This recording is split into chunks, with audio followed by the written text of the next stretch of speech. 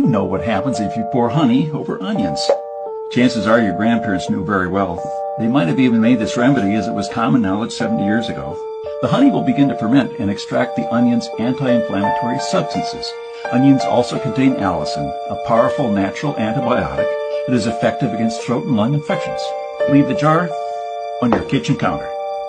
In about 12 hours, your medicinal syrup will be ready. You should make it at the first sign of a cold or flu, or if you're dealing with a stubborn cough. I'm sure you'll have no trouble getting a hold of the two ingredients. Take it by the teaspoon until symptoms subside.